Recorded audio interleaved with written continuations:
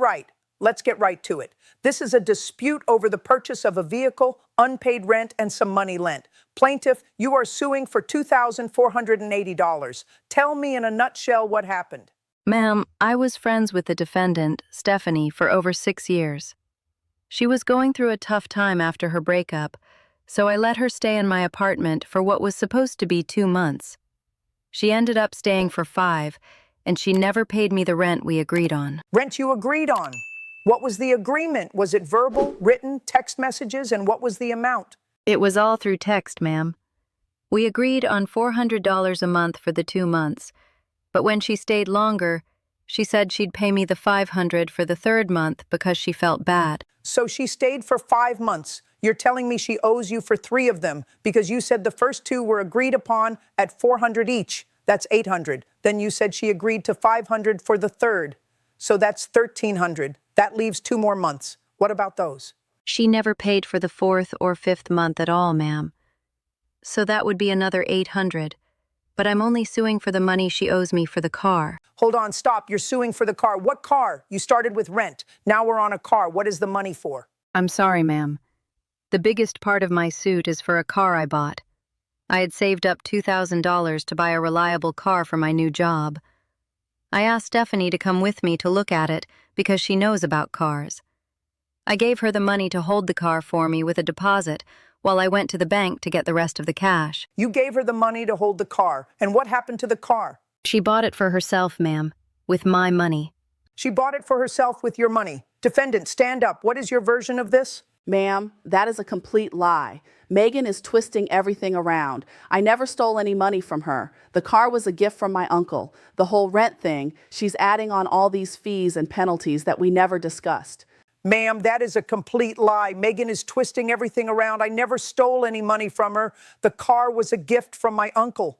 The whole rent thing, she's adding on all these fees and penalties that we never discussed. I stayed there for a couple of months, ma'am, but we were friends. I helped her with groceries. I helped her clean. There was never any formal agreement to pay rent. So the text messages where you agreed to $400 a month don't exist? You never sent them? I mean, we might have talked about it, but it wasn't like a hard and fast rule, ma'am. I was going through a hard time. She knew that. Ma'am, you were 25 years old, not a teenager. Going through a hard time doesn't absolve you from paying for the roof over your head. But we're not even on the main issue yet. Plaintiff, you say you gave her money for a car. You gave her cash? How much? It was $2,000, ma'am. I had it in a savings envelope. We went to look at a 2012 Honda Civic. The seller was asking $2,500. I told Stephanie I was going to the bank to get the other $500, and I handed her the $2,000 to give to the seller as a deposit so he wouldn't sell it to anyone else. So you gave her the envelope with $2,000 in it, you drove to the bank, and when you came back, what happened? When I came back, she was gone. The car was gone. I called her and she said, "Thanks for the down payment on my new car." I thought she was joking at first, but she wasn't. She said, "Thanks for the down payment." And you didn't call the police? I was in shock, ma'am. I couldn't believe my best friend would do that.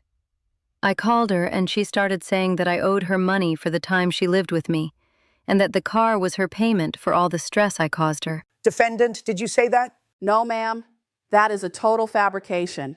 I told her that my uncle gave me the car and she was jealous. She started this whole story because she was mad that I moved out. I didn't steal anything. Your uncle gave you the car? What's your uncle's name? Where does he live? And what year, make, and model was this generous gift? His name is Robert Diaz. He lives in Bakersfield, and it was a Honda Civic. A Honda Civic. What year? I'm not sure exactly, ma'am. It was older, a 2010 or 2011. A 2010 or 2011 Honda Civic given to you by your uncle. And what did you do with the car you had before? You had a car, didn't you? I did, ma'am. My old car broke down. It was a 2005 Nissan. That's why my uncle gave me this one, to help me out. Plaintiff, do you have any evidence of this car? Text messages, a photo of the car you were going to buy, anything? Yes, ma'am.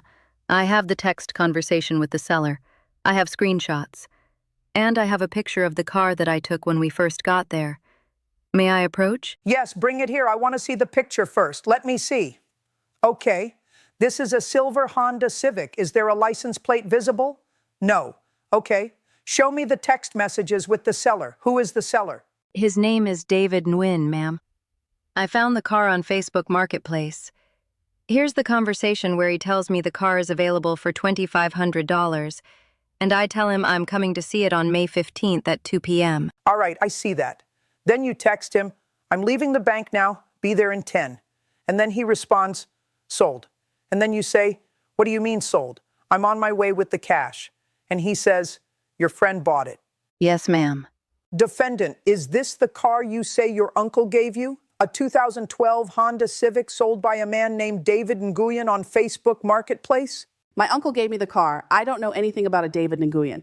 This is just a car, ma'am. There are thousands of silver Honda Civics. She could have taken that picture of any car. Ms. Collins, do you have the bill of sale? Did you ever get the title or a bill of sale from the seller or from the defendant? No, ma'am. I don't have the bill of sale because she bought it.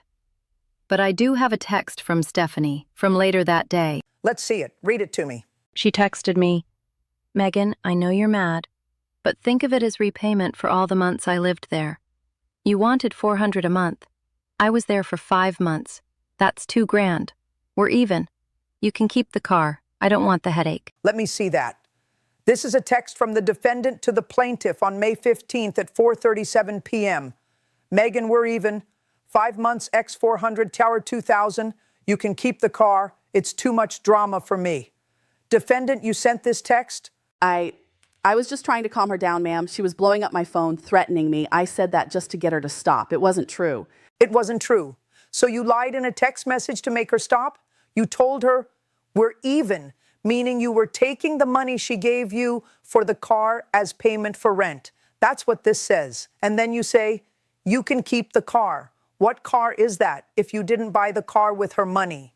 I was just saying that. I didn't have the car anymore. My uncle, it was a misunderstanding. Let's talk about the rent then. You say you didn't have an agreement for rent, but here in your own text, you're acknowledging the amount, $400 a month for 5 months. That's $2,000. So you're telling me that you didn't have an agreement, but you wrote out the exact terms of the agreement to her in a text? I was just saying a number, ma'am. I didn't owe her that. I helped with other things. I bought food. I cleaned. It wasn't just rent. I'm not interested in the value of your cleaning services. I'm interested in the money. Now, I have a text from you acknowledging a debt of $2,000 for rent. I have a text from you saying, we're even, and telling her she can keep the car. I have a text from the seller of a specific car saying the plaintiff's friend bought it. Defendant, you want to tell me again about your uncle in Bakersfield? He gave me the car, ma'am. He's old. He doesn't have a phone. I can't prove it, but she's the one who should have proof. She's the one suing me. I have proof. I have your own words. Plaintiff, you said the money was for a car. Did you ever get the car? No, ma'am. She kept it. She drove it for a month and then sold it. I found out through a mutual friend. She sold it? Defendant, did you sell the car? How much did you sell it for? I needed the money, ma'am. I lost my job, but it wasn't her car. It was mine. I sold it for $2,000, ma'am. So you sold the car that you claim was a gift from your uncle, which you acquired the same day the plaintiff gave you $2,000 for a deposit, for $2,000. You are an interesting person. I had bills to pay, ma'am. It was a gift. I had the right to sell it. You don't get to have it both ways. You can't say the car was a gift and also use it to pay off a debt you claim you didn't have. Your story is full of holes. I'm going to bring in someone else. Plaintiff, did you bring your friend who told you about the car being sold? Yes, ma'am. I have my friend Jenna Parker here. All right, Ms. Parker, step up. You are under oath. Tell me what you know about this car. Yes, ma'am. I was there when Megan first showed me the car on Facebook. I was with her when she took the money out of her savings. I went with her to the bank, but I stayed in the car when she went to meet the seller because I was on the phone with my mom. When Megan came back to the car, she was crying. Did you see the car that day, the silver Honda Civic? I did, ma'am. It was parked at a 7-Eleven where we met the seller. I saw it from the car. And a few weeks later, Stephanie was driving it. I saw her at a gas station. I even texted Megan a picture of her at the pump with that same car. Do you have that picture? Did you bring it? I do, ma'am. It's on my phone. May I show you? Yes, let me see. This is a photo of the defendant, Stephanie Diaz, at a gas station pumping gas into a silver Honda Civic. The date stamp on this photo is June 2nd. That's about 2.5 weeks after the car was purchased. That's the car, ma'am. I'd recognize it. There was a small dent on the rear bumper right here that you can see in the picture. That's the car, ma'am. I'd recognize it. There was a small dent on the rear bumper right here that you can see in the picture. Yes, ma'am, that's my car, but she was my friend. She's just taking a picture of me. She's taking a picture of you in the car that you bought with her money, the car you sold for $2,000 after telling her we're even. You want to change your story one more time? Now's your chance. You either stole $2,000 from her to buy that car or you owed her $2,000 for rent. Which is it? I didn't steal anything, ma'am. I was in a bad place. We had an understanding about the rent. She was always going on about how much I owed her, and I just took the money for the car because I thought it would make us even. You thought you'd just help yourself to her savings because you decided you had a debt? That's not how it works. You don't get to be the judge and jury of your own debt. If you thought she owed you money, you file a claim. You don't steal her car money. I know, ma'am, I was wrong. So now you admit you took the money she gave you for the car? Yes, ma'am. Ms. Parker, you can step down. Thank you. Now, defendant, you admit you took the $2,000 and then you sold the car for $2,000. So you have profited $4,000 from her $2,000. That is a neat trick. I didn't profit, ma'am. I sold the car for the same amount the same amount it was worth. You sold the car for $2,000. You had the car because you took her $2,000. So at the end of the day, you have the $2,000 you took from her, plus you got the car, which you then sold for another $2,000. You have $4,000 in your pocket. She has nothing. Do you see the problem? I didn't think of it like that, ma'am. I just needed money. So you're a thief. That's what you're telling me. You're a thief who uses her friend's savings to buy cars and then sells them for cash.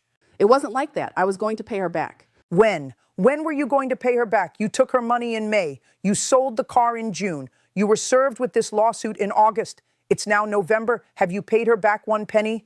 I haven't had the money, ma'am. You had the money. You had $2,000 from the sale of the car. You had $2,000 that you stole. You've had $4,000 of her money flowing through your hands, and you didn't think to give her a dime. I used it to pay my rent. I was going to get evicted. Well, you won't have to worry about that now because you're going to pay the plaintiff. Let's talk about the amount. Plaintiff, you are suing for $2,480. Where does the extra $480 come from? We're not doing the rent. You gave her $2,000 for a car. She used that money to buy the car. She then sold the car. She owes you $2,000. That's your loss. The rent is a separate issue. You let her live with you. You had no lease. You can't just now decide to charge her rent after the fact when you're already in court. The texts show you two arguing over money. It doesn't show a clear agreement to pay rent for those specific months. You let her stay. You were friends. The car money is clear. She took your money for a specific purpose, didn't use it for that purpose, and then sold the item she bought with it. You are entitled to get that money back. That's conversion. That's theft. Now, did you get the car registered? Did you ever get the title? And you're not asking for the car. You're asking for the money. That's for the unpaid rent, ma'am. The 3 months she didn't pay for when she was living with me. She admitted in the text it was $400 a month. But we had an agreement, ma'am. The texts. Okay, ma'am. No, ma'am. She registered it in her name. Yes, ma'am. I just want my $2,000 back. Defendant, you have the $2,000. You have it today. You have no money. You had no problem taking her money. You had no problem selling the car. But now standing here in court, you have no money. Where is the money from the sale of the car? So you used her money to pay your rent to someone else. And you don't see anything wrong with that? You stole from one person to pay another, and you think that makes it okay? No, it's not. I'm going to ask you one more time. Do you have any money today? Any money at all to pay her back? No, it's not. I'm going to ask you one more time. Do you have any money today? Any money at all to pay her back? No, ma'am, I don't have it. I have no money. I paid my back rent, ma'am. I was 3 months behind. No, ma'am, it's not okay. I can maybe give her $100 today. I don't have it, ma'am. Then I'll have to enter a judgment for the full amount. I find for the plaintiff, Megan Collins, in the amount of $2,000. That is the money you gave the defendant for the deposit on the car. That is her loss. I am not awarding you the rent money because you have no proof that it was a binding agreement and not just a friend helping a friend out. You let her stay there. She's a manipulative person who took advantage of you, but you have to have a clear contract for rent. You don't have one. Thank you, ma'am. I understand, ma'am. Defendant, you're lucky she's not suing you for the full amount you took. You're going to have to pay her $2,000, and I'm not just going to let you walk away with a payment plan. You owe her this money. You need to pay it in full. Do you understand the judgment? Now, I want to be clear. You took advantage of someone who called you a friend. You used her savings to buy yourself a car, then you sold that car for cash, and you used that cash to pay your own bills. You never intended to pay her back. Your story about the uncle was a lie from start to finish. Yes, ma'am, I understand. I was scared, ma'am. You were scared? She's the one who lost $2,000 because she trusted you? Next time, maybe she'll think twice before handing an envelope full of cash to a friend who sees her as an ATM. I have learned my lesson, ma'am. I'm sure you have, but that's your $2,000. You're not getting the rent. You're not getting anything extra. The judgment is for $2,000. Yes, ma'am. Case dismissed. I've made my ruling. You can both leave now.